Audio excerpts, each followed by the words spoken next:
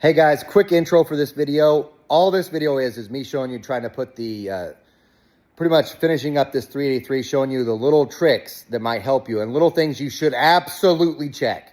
So especially if you want to, skip to the end of this video and you'll see about the rocker arms. It wasn't on my bingo card, but yep, got me good. But anyway, watch the video. You're going to learn some tricks and stuff that you may not have even known about on the small block Chevy stuff, but really it could apply to anything. Anyway, that's what this video is. Sorry about the audio and video. Well, more the audio because I caught a cold. I didn't want to put on my mic. But anyway, enjoy the video. Hopefully you'll get something out of it.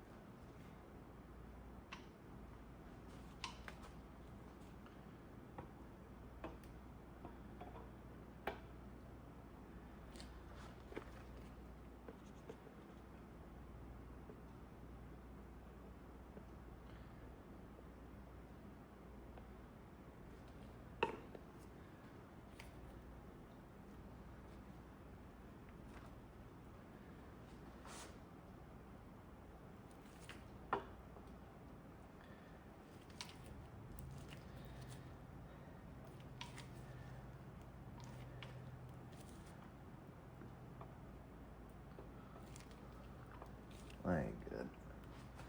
Where are we stuck? Oh,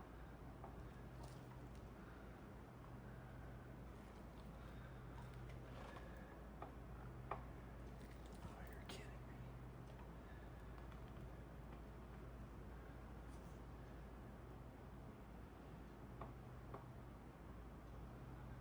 me. Well, I gotta spin the crank over.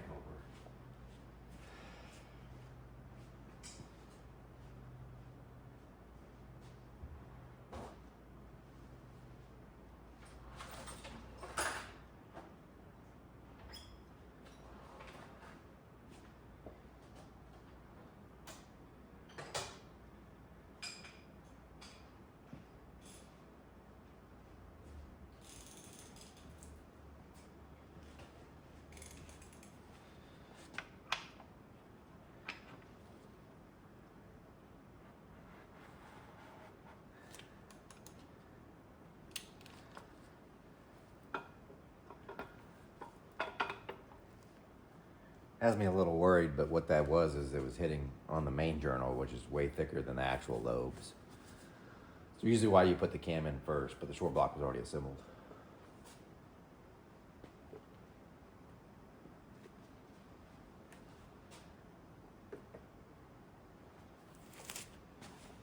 Here's a little tip for you. This is how I put on the lower timing chain gear. So I still use the harmonic balancer installer tool. I don't hit it on with a hammer. Does it hurt anything doing it with a hammer? I don't risk it. I don't think it will, but it's just what I do. I also put anti-seize on the crank snout. I always do that because especially with Harmonic balancers, sometimes they're really, really tight. And then this goes on pretty easy. But that's one of the things I do. You can tell this engine's got some pretty thick rings, otherwise it'd be turning over if it had like the low tension stuff or the 1 millimeter, 1 millimeter, 2 millimeter maul pistons. This would have been turning over.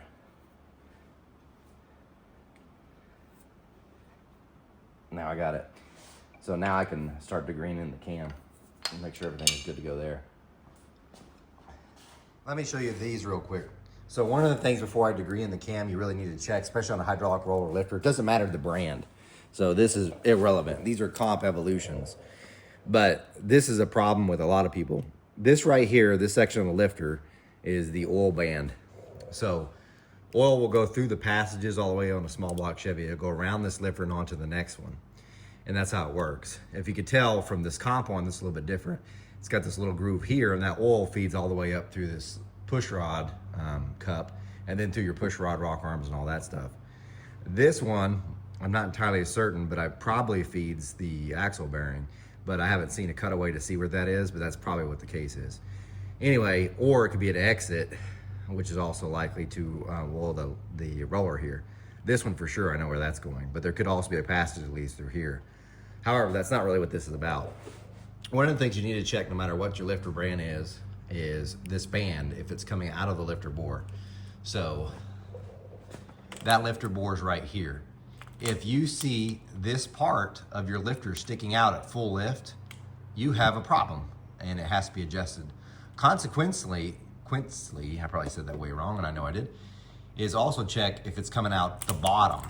So in other words, if you, which is much harder to look, you'd have to flip the engine over upside down, which I've already done.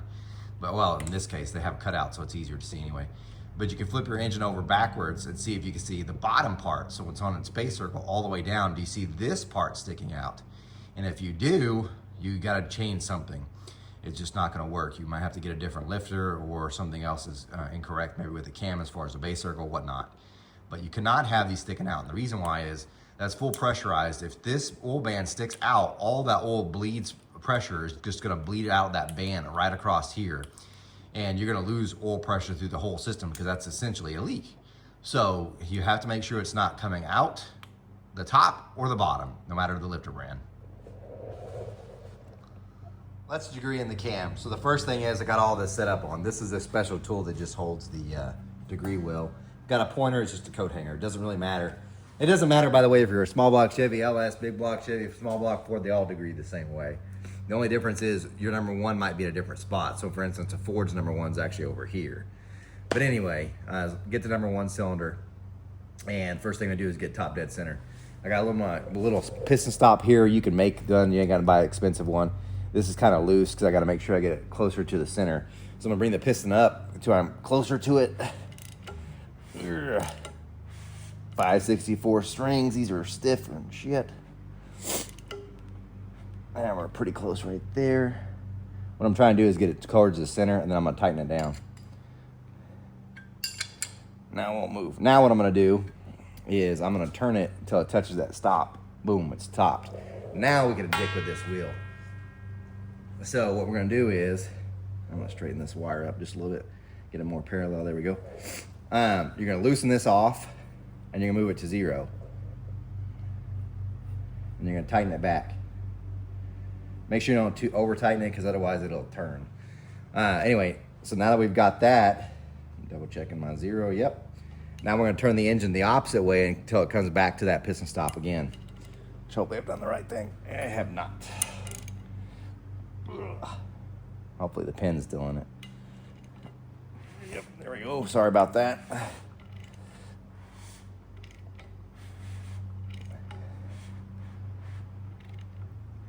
Boom, and I'm gonna have to redo it because the wheel spun. So you gotta be careful that it doesn't do that. But regardless, now we'll just redo it again. Bring it to 0, tighten down. This time I'll give a little bit of muscle to it. And we'll turn it till it gets to 0. I shouldn't say to 0 till it hits the piston stop on the other way. And boom. And then you take your reading. So you look at degree wheel, make sure you're counting the right way too. So this is 60, and that's 63. So you have to divide it by 2. So 63 divided by 2 should be 31.5. Yeah. So now you loosen this and move it to 31.5.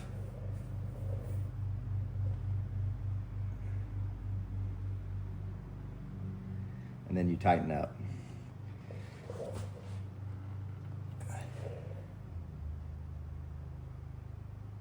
Make sure I'm exactly right. I am. And that's it. That's how you get top dead center. Because essentially what you'll do now is if you were to pull off this piston stop, which I'm going to do.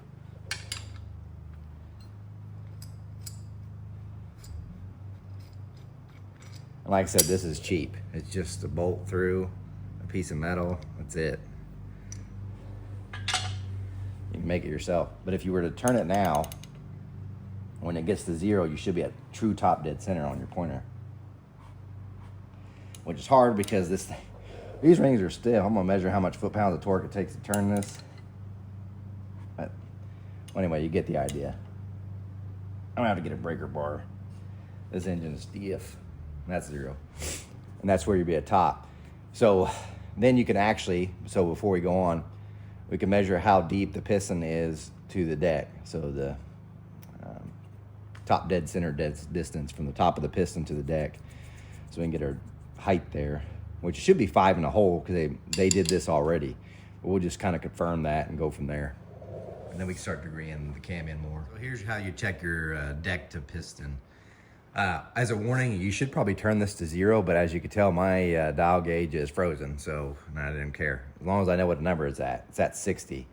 So I'm just gonna raise it up, tap it a few times, make sure it's still on 60. I'm just gonna slowly drag it over to the piston and tap again. Go back to make sure I'm at 60, 60, and boom. Let's go a little bit towards the center here. All right. That actually says 53.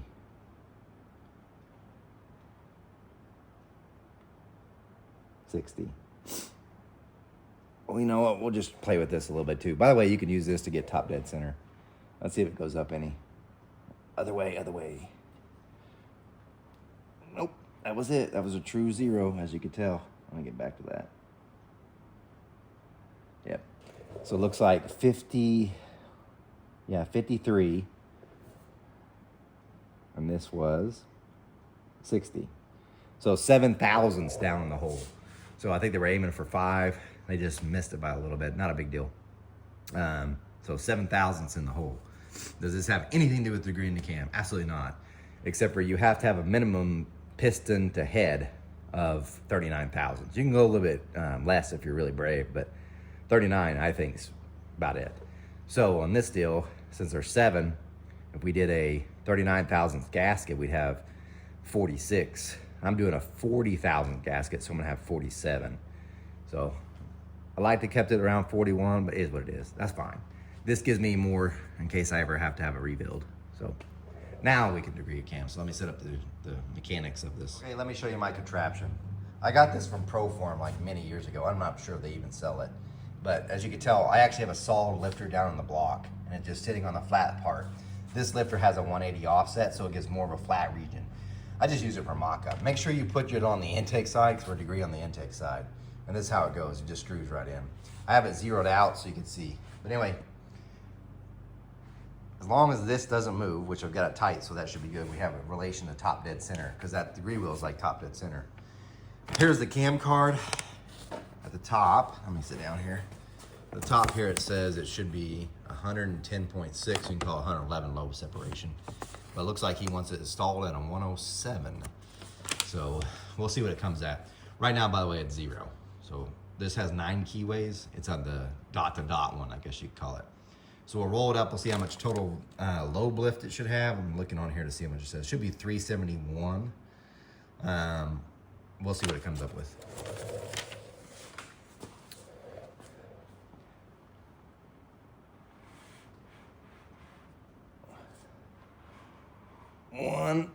2, 3. Yep, 372, and actually his was 371.9. So that's money. He's on it. Let me make sure it ain't got more in it. Oh, that's it. He's dead nuts on. So anyway, once you get to peak valve lift, which is what we're at, I'm gonna turn this dial gauge to 0. And what you'll do is we'll keep going until it gets 50,000. So we're gonna turn one way until we get to 50. Because it's gonna go past peak and it's gonna go less. It's gonna start decreasing the lift and should go to 50. So here we go.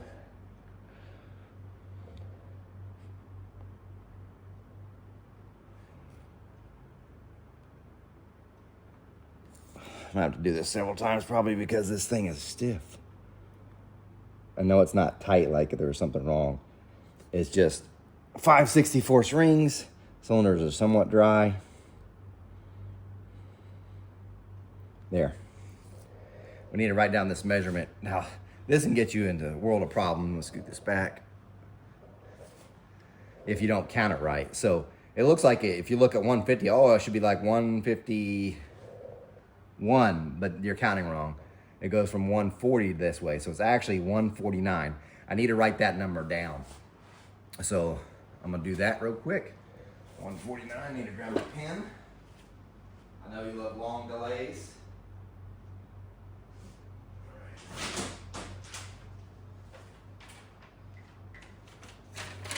And then I'll go the opposite direction. So it'll go back to peak lift and start going the other way. And I'll write down that measurement. Oh, wrong way. It goes back to peak, and we should start going the other way.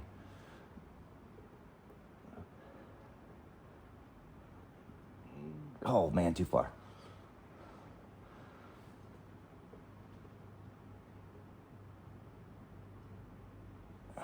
There we go. And that is 69, it looks like. So I'm gonna write that down.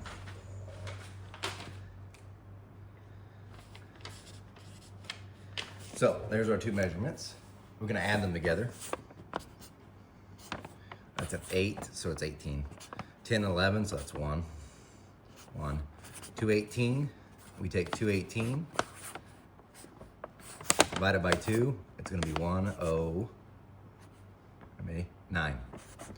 109. So as it is, since he has it at 110.9, I think that's what, I got the cam card. So back to what he had it at, 110.6. So you can call that 111. And we're at 109. So we're 2 degrees advanced. And actually, I'm just gonna leave it like that. You're like, why don't you advance it more? Because that's actually probably gonna work out better. All these heads are so small. Chance of it turning more RPM is pretty small. 2 degrees, to me, and I'm gonna do a video on this if you haven't already watched it by the time this one comes out, but cam timing, you would think, and cam designers hate when people say this, but you would think cam timing makes a world of difference. And there's always rarities, so it's not a guaranteed on everything, but from the 3 times that it was done on the dyno, especially during the small block Ford Cam Challenge, the biggest swing came when the guy did it 8 degrees. So we'd moved to 8 degrees, and I think it brought it up like 15 horsepower. Now, we did a 4 degree one, and there was like 4 horsepower difference. So it's not a big difference, what you'd think, at least from what I've seen on the dyno. But in general, like engines that perform the best and all the ones I dyno, they're usually between 2 and 4 degrees advanced. This is 2, and I'm fine. The other catch with this is those multiple keyways on that timing chain. You would think, well, so this is 0, so the next one should be 4. So it would move it 4 degrees more. So I go from 109 to 105. So it would move it way more than what it wants. So I'd prefer if it was like 4, but you really can't. You'll go way more than what I want. I'll end up going 6 because it's already 2. If I want 4, that's a total of 6 degrees, and I don't really want that. So I'm gonna leave it just like it is, what I'm trying to say. 2 degrees advance is perfectly fine with me. Maybe we'll eventually try this on the dyno too and just see. But just to kind of show you, although like I said, If you haven't watched the video because I haven't put it out yet or whatnot, that really doesn't make as much difference as you'd think. And I think the reason some of the cam guys keep doing that is because they have to have an out. And here's what I mean. They spec you this 100% great camshaft, or so they think. And this isn't generalization, so this isn't every cam guy. But they'll spec out this camshaft because they're the Billy Bad Boy on Facebook and on the internet. Everybody talks about how good they are. Their camshafts are the best. And then you buy that camshaft that they custom spec because they the guru, and you put it in, and it sucks. And the first thing the cam guys are like, oh, where'd you install it?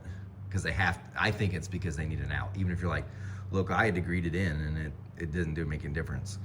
So to me, it's always felt like an out. Not to say that having degreeing is very important, because mistakes can happen, which I have seen, where you can degree it in and the cam is like way, way, way off, as in like 10 degrees more advanced than what it should be. Now you've got piston and valve problems. There's just like a lot going on with it. So absolutely you should do it. But as far as production, when you're close, as far as where it needs to be, the power difference from my testing is made very little. Of course, there's always rarities, but chances are you're probably not one of those.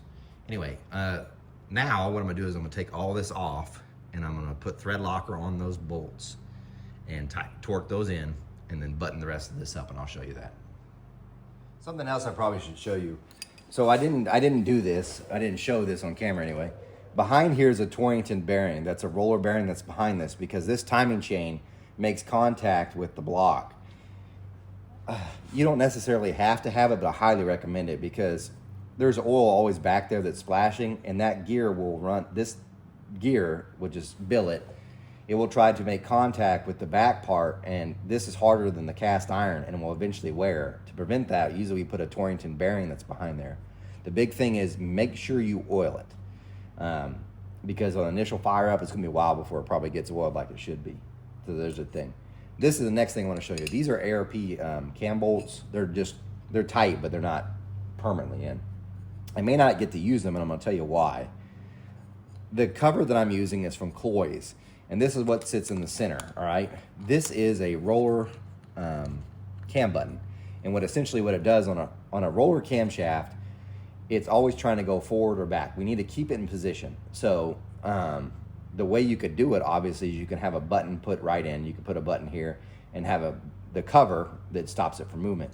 The Cloy's one has the button built in. So what you do is, and I'll show you in a second, but it goes on like so, and then this comes out, and then you can screw this out and it will make contact with your cam. The catch is, with these bolts, it may not go through. So we're gonna mock that up and see, but right now, even without it on the cover, it's hard to push it to where it touches the cam. Because a lot of people also make the mistake of trying to run this. So you're like, you should run the locking plate. You can't. It barely clears that. And chances are, if it's not perfect, it won't go on. So then what ends up happening is it'll sit in the engine, and one, if you can even get it on, but it's trying to press against the locking plate to hold the cam in place, and eventually you just have issues. Chances are I'm gonna have to use regular stock bolts and not these. But I'm gonna mock this up and see if it'll go on. And I'll show you here in a second. Okay, here's what it looks like kind of assembled. Now it's not fully assembled, obviously I'm leaving off some bolts. And also there's not an O-ring in here yet that's supposed to be to keep the oil from leaking. But I just wanna mock it up to see if it'll go through that. I don't even have the front seal, which you can probably tell too.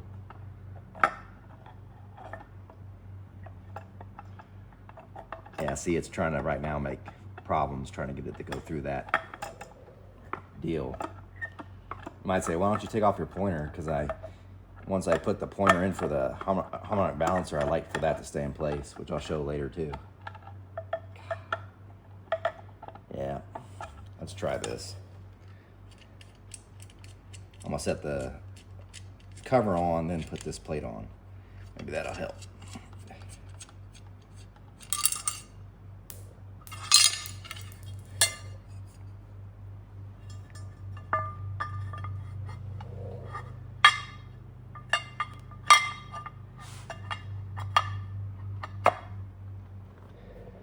Okay, so let's see.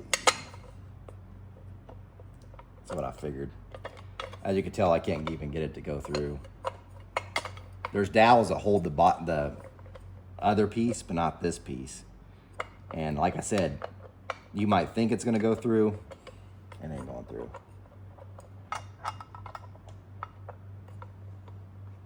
Because it should go all the way to this. Put this down.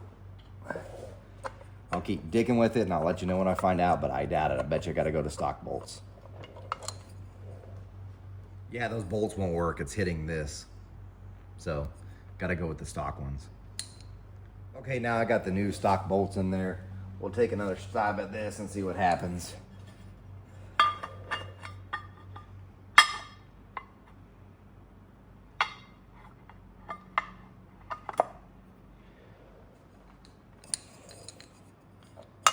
Yeah, that's how it should go.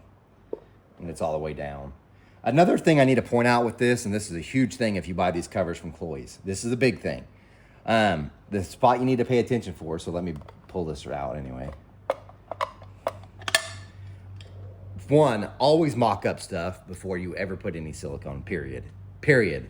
I don't care what part you got, chances are it's not right, okay?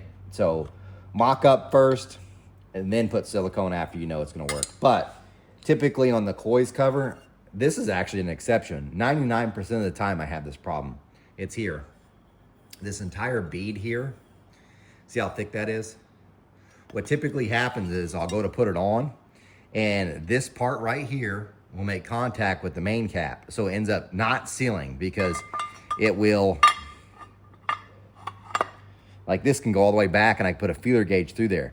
But if it doesn't, and this happens a bunch, I'm telling you a lot, it will be like this. And what happens is it just leaks out the sides. You've got it on tight and everything, you think everything's fine, but it's literally bowed like this or kicked out like this, and it just leaks. So when you get these, first thing you need to do is check that. So how do you remedy it? There's a couple options. One, which I've done both, you can grind this down, but obviously you don't want to leave it too thin. Sorry, you can grind this down, but you don't want to leave it too thin, otherwise it will just crack and it goes in your engine and you're like, oh man, that sucks. Two, and I've done this one probably more often, double up or even triple up sometimes on these timing chain gaskets. You're like, well, wouldn't that hurt things with the distance with the cam button? No, because once you put this on, this cam button can screw out quite a ways. So even if you got each gasket's 60 thou.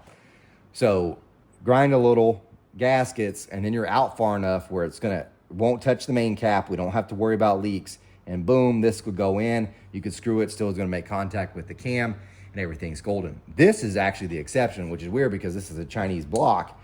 It has no problem and it doesn't require any modification. So the next thing I'm gonna do is put on the seal, and then, well, I gotta torque these bolts on and put this is the other thing. Make sure you put red Loctite on these bolts. So I always do, 22 foot-pounds red Loctite, and that should get it. Obviously I can't run that plate where it kind of holds the bolts from turning because like I said, this won't go through. So gotta do that.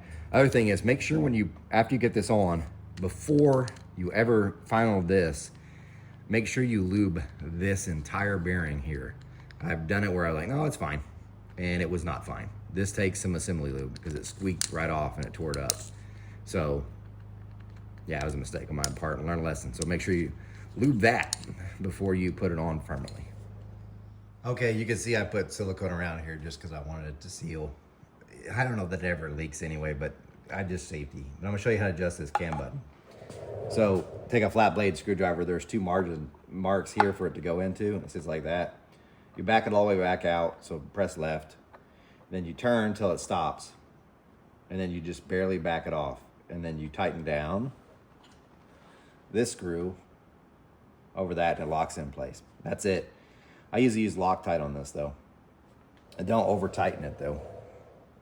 I'll go ahead and put on the balancer. This is the Summit unit. They did not give me this for free. But I thought I'd try it. This SFI approved. I prefer those just in case things go wrong. But I got an installer tool there. I'm just gonna put it on. I put anti-seize already on the crank anyway. So this should go on okay.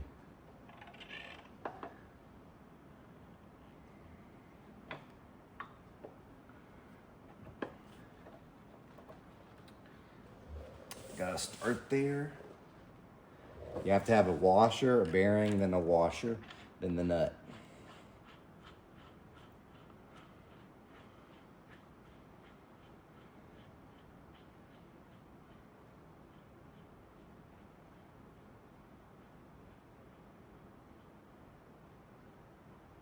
And you just tighten this on until it stops. Sometimes these are really hard to put on though.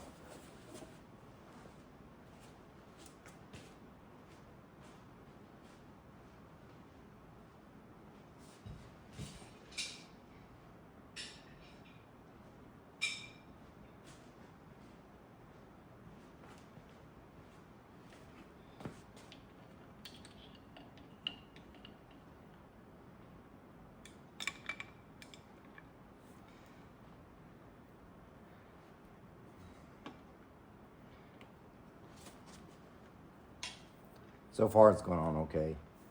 It's actually going pretty good.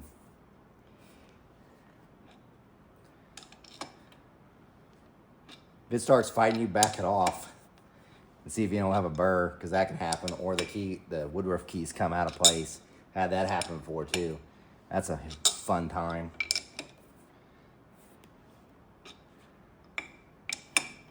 By the way, I did put oil on the machine surface of the automatic balancer where it contacts the seal, because I don't want it starting up dry. Although leaks and all that stuff really aren't that important for me, because this is just pretty much a dyno engine. Maybe I'll put in my son's Nova, just for him to learn a little bit more before he steps up to more power. But still better put together right, getting good habits.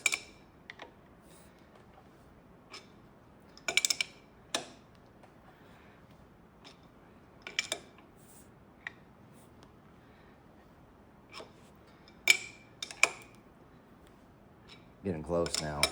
Probably almost there. Yep, that's it right there. Yep. So now you just back it off. And then you can turn that and the thing's off. And then I'll put the harness balancer bolt in and torque it in, because I don't want to forget to do that. And yes, I've done that before. And got lucky. The reason why the pointer isn't on, because I don't know if I have one. I might have to order it. Okay, I found this timing pointer. I just happen to have this. I've probably had this for more than 7 years. It's not the exact one, because I think this balancer is 6 1/4. This is made for 7 1/4, but I've had it so many years, I just don't feel like spending another $50 or whatever to get another one like this. I do have a cheese dickery one that's over there, but I'm not going to use that. So, and also, I probably should have done when I had the degree wheel on, but I'll just do it the same way as before. I'll bring this all the way up top dead center using this. It'll tell me how far I've gone. Set this, because see how it slides to where I get to my 0 point, tighten it down, and the pointer's right. So I need to do that real quick. So there's my extension. Let's do it.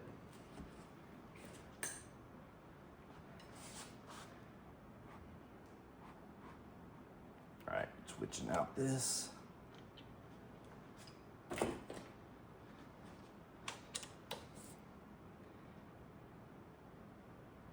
Ooh, we got close there.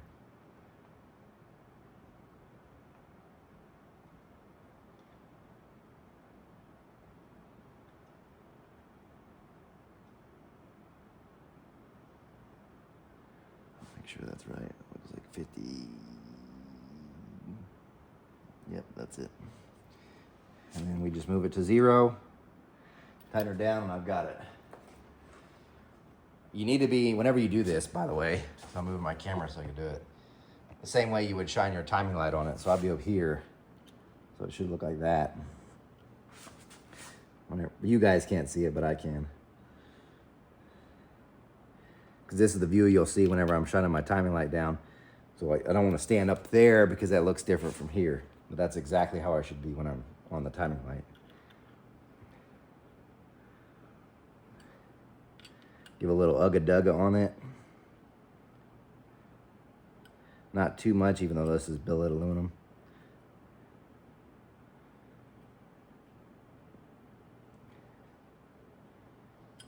And we're set. 0. Now I can put on the oil pan. Last thing you need to check is the oil pump to pan pickup. So oil pump pickup to pan.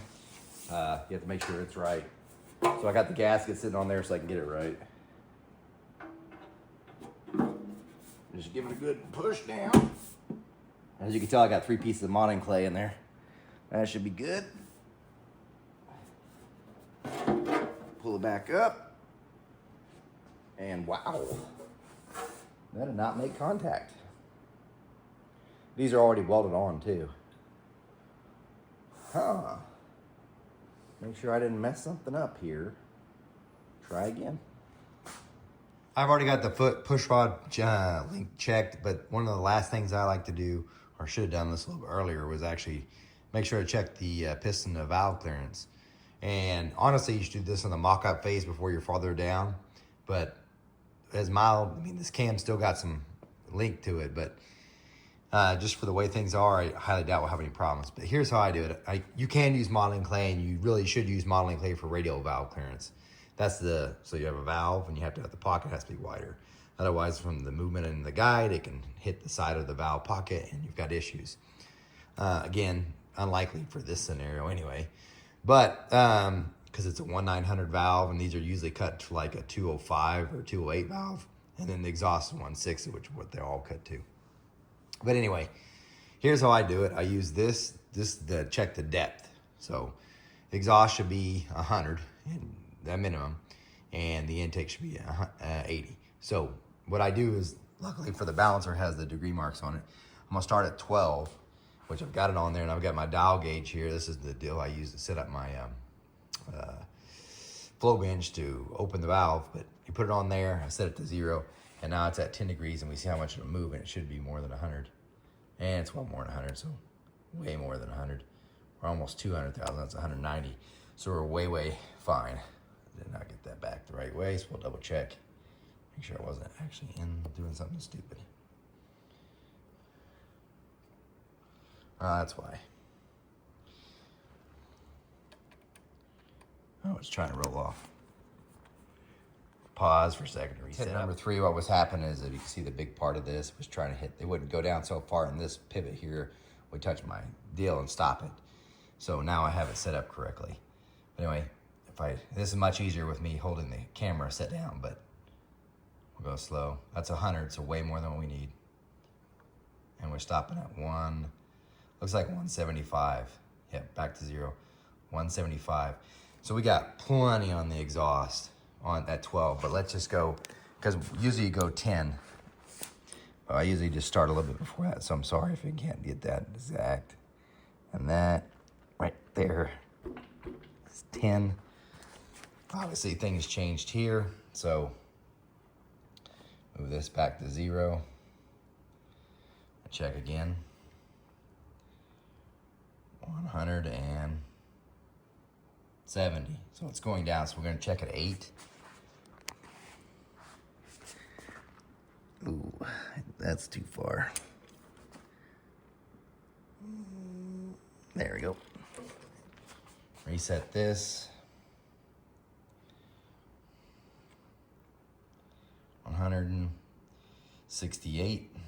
So we're still there. We'll check at 6. I don't know how you're gonna be able to capture this. I'm going the wrong way. Here we go. Reset this.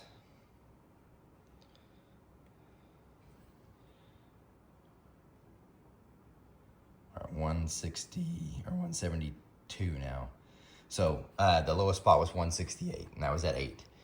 So now we know. By the way, if you re-degreed the cam in, so if you're checking this on the mock-up stage, which is really when you should have, like I said, I knew I had more than enough, so I really just waited till now just to double check. But honestly, you should do this in the mock-up before you get too far. Because what happens is, what if you have plenty on the intake and you're really close on the exhaust? Well, what you can do is you can advance the cam. It may not be optimal for its performance, but you can advance the cam timing, and that will make the intake open sooner and the exhaust open later. Well, sort of.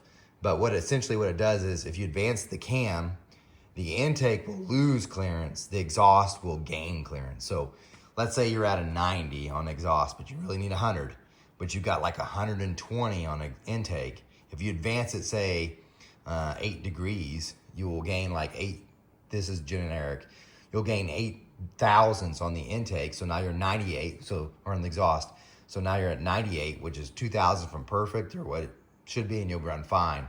And you will have lost about 8 on the intake, which you still had more than what you needed at 80. Consequently, you can go do reverse too, but that really messes up performance. Because usually I haven't seen a whole lot of gain from retarding the timing, but let's say you'd have to be really tight, in my opinion. Let's say you got 50 on the intake, which is super tight. You might say, why do you keep it so tight on the intake? Because when the intake valve is at its worst position, the piston's moving away from the valve. So if they're touching, it's not both of them compressing together. They're both touching, but they're also spreading apart. On the exhaust side, that's not the case. They're actually both moving together. So that's why you can run less. But anyway, if you said I'm at 50, which some people who do it, I'm just not that brave. But you've got 140 or 160 like this, you just retard the cam tightening. You'll lose exhaust valve clearance, but you'll gain on the intake. That's why you do all this in mock-up. By the way, it doesn't help performance at all to do it that way because your cam designers hate when you do it that way. But if you avoid recutting pistons or something else, sometimes what you got to do. Have I had to do that? One time I had to advance a cam like 3 extra degrees to get more exhaust clearance. Usually I'm like this. Sorry about the cough. Anyway, now I'm gonna check the intake, but it's probably more than enough. Since I'm checking the intake anyway, I thought I'd see where it was actually at as far as lift we have with now these are checker springs. That's a solid lifter, by the way, that's in there. So there's no plunger travel down or anything. But anyway, how much actual lift do we have with these rockers? These are 1/6 ratio. So we did the degree in the cam to measure how much lift it had there, which matched the cam car, which was like 372 on the lobe. So how much actual lift are we getting here? So we take 372 times 1.6, but we're gonna actually measure it. Now this with the check springs, I'm gonna do it once the real springs are on there too, so you can see how much it actually lost. Let's just double check to make sure things are spot on while I'm checking the piston valve. So we'll keep going here. Sorry, one-hand man here. You're like, well, you had the stand for the other one. Why didn't you just put it back on there? Because I'm lazy and I'm in a hurry. This is not making money. Here we go. We got 100,000. Oh. Did it again. I'm going to have to reset it. Son of a gun. Well, this sucks. So I double checked. So here's your cam card.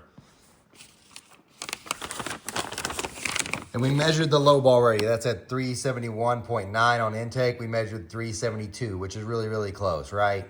We put this rocker arm. This is supposed to be a 1/6 ratio. That should have given me a 595 because if you look at 1/5 ratio, you should be 557.8. We're not even close. So let me just roll it around again and show you. This is the reason why I got check stuff. God dang it.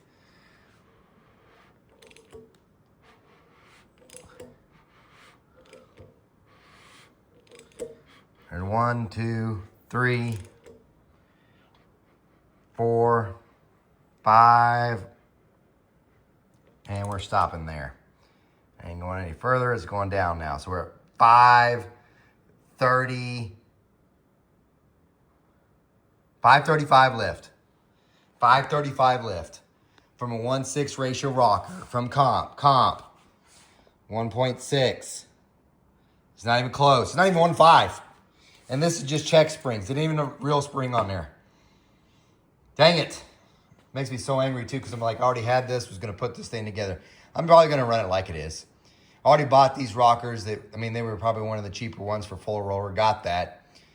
I don't know how much actual rocker ratio is going to make much of a difference on this deal, but I was hoping like to get it around, 595, not 500. Because after we put the real springs on, it's probably going to be close to 500, probably 490s. And it's going to be like a turtle in power, probably. It would be anyway, because I don't know how good these heads are, but that ain't helping things. So I don't know what I'm going to do. I have to save up some money or something. Because like I said, this does not pay. This is not bills. Yeah, I'm going to have to. I hate to pay for the comp golds. Scorpions are so big, they usually hit the rocker boss. So I hate to do that too. This is the wrong push rod length, by the way. This is just used for checking for the solid. I've already got the correct push rod length for the hydraulic. Dang it. That sucks. Let me just grab another rocker. I'm curious if it makes any difference on which rocker. Different rocker. I'm gonna try this again. Got this in there, it looks loose. We can tell when we tighten it because the degree will change. So we're at 0. Right there. So any tightening we do, we'll just give it 1. So we know it's got some load on it. We're gonna double check we'll see how much this goes. I can tell you it's the same, but we're just gonna show you. 1, 2, 3, 4, 5, 30. We have 530 lift. I think that rocker ratio worked out to 142, not 1.6, not even effing close. My only other thoughts, maybe it's hitting on which it could be. We'll just move it all the way max lift. We're at max lift, what am I talking about? And it's not hitting, so nothing to bind it. Yeah, crap. This wasn't on the bingo card, but I'm glad I checked. By the way, the piston to valve clearance on this one, over 300 thousandths. So plenty on the intake side, and still plenty on the exhaust, but a ton on the intake side. So, but yeah, I'm not buying new rockers right now. Crap, this sucks. Anyway, on we go. Thought I'd set it up this way just to double check. The thing on the push rod, it's gonna be off maybe a few thou, but just double check, make sure I didn't mess up my load measurement. A little bit off, so we'll just turn it, just give it that 1 or 2. There we go.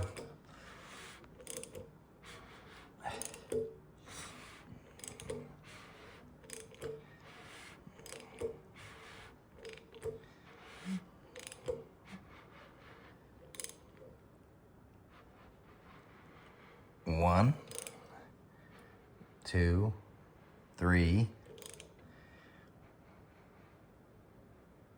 370-ish. Remember, we measured 372 doing it on the lobe that way. So it's within 3 thousandths. So I'm just gonna take it off again, check this rocker arm again. Because I checked on the intake or exhaust side and I had like 595 lift. So that's 372 using the same rocker. And so I just did something wrong, but I don't see how. Even this should have been 605, it's still 10 thou off, but not what this one was. So I'll just check one more time. Yeah, I did it again. It repeated again. It's still the same. 532 lift. It's still way off. So I just checked the load. We're at 370. It should be 372. So it's within margin. This is peak lift. So look, 532 just to make sure I'm not wrong. So there's 30. I guess we can say 1, 2, 3, 4. We're back at 0, a little bit less. So 530-ish when it's supposed to be at 595, and it's not the cam. It's not the cam. We just measured the lobe. Again, with the push rod, it's this rocker arm. Check what you bought. Check what you bought. I've been bit. Good job, compy.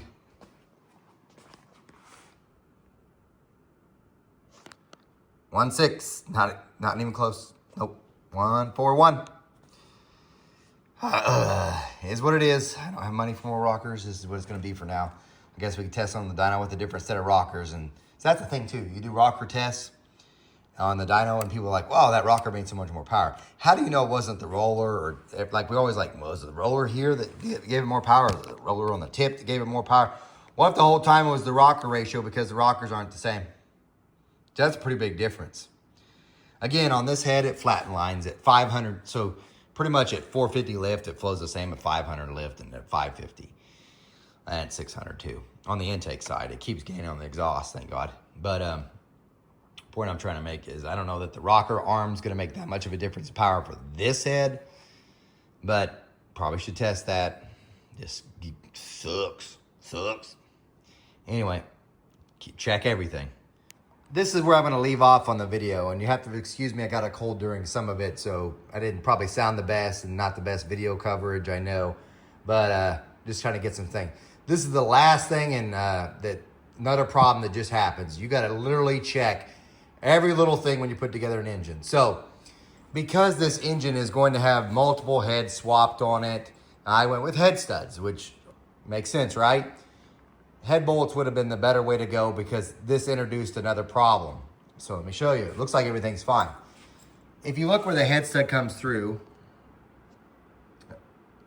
right there, notice how it looks like it's hitting the rocker. Well, actually, if you get the right lighting, it just barely clears. But that was that one. It wasn't that one. So this one I had to grind on.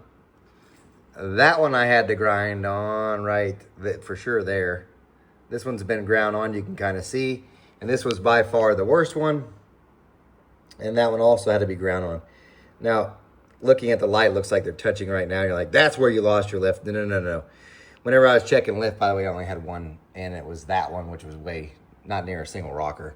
But no, they all clear now, although the lighting just has to be right for you to see that there's a gap. It looks like there's actually oil dropped it through there. But yeah, I promise you there's a gap. Yeah, you can see it now. So plenty of room now. But I had to grind the rockers. This is just another thing. You literally have to look at any part you put on an engine to make sure it's not contacting anything. So don't assume comp, good brand, everything will clear. And this isn't necessarily even a comp problem. So here's part of the issue, just to give you an idea so you can't entirely blame that. These are obviously these are head bolt studs, so they stick up. Obviously, that's the deal. If it had been bolt, it had been down further, never would have made contact. Another thing, I'm using stock length valves because these have a very short installed height for these springs, like a 1770. So there's no reason to use a plus 100 length long valve. If I was to use a 100 longer valve, this wouldn't have been an issue either. You might say, how? If the valve raises up 100 there, the push rod would have to raise up 100 here. The whole rocker would have moved up 100 thou and never been an issue. However, I thought I'd show you that one last thing. So I did not put the setup back on here, but I plan to do that on the next video to see how much actual lift we have with this. But the problem is these are now the hydraulic roller lifters that are in there. They're going to lose some just because that plunger is going to take up some of the lash or take up some of the valve lift you would have. When it's running and it has oil pressure in there, that's not going to be an issue. But turning over here on an engine stand, it's not going to be quite accurate. So anyway, one's in. I'm going to put the other head on, the intake and stuff on. The next video, you'll see the rest of that. But literally check everything. And don't assume because it says 1:6 rocker ratio, it's 1:6 rocker ratio. Yep, surprise. Anyway, or that everything will clear. Anyway, hopefully that helps. Sorry, it's not the best of quality video. The content I think is worthy. The editing and probably the audio and visual is not the best. Sorry about that. Remember, I am no Superman. I did raise Superboy. I don't port cast iron heads. The best way to contact me is WeingartnerRacing@gmail.com, which means email. You guys take care.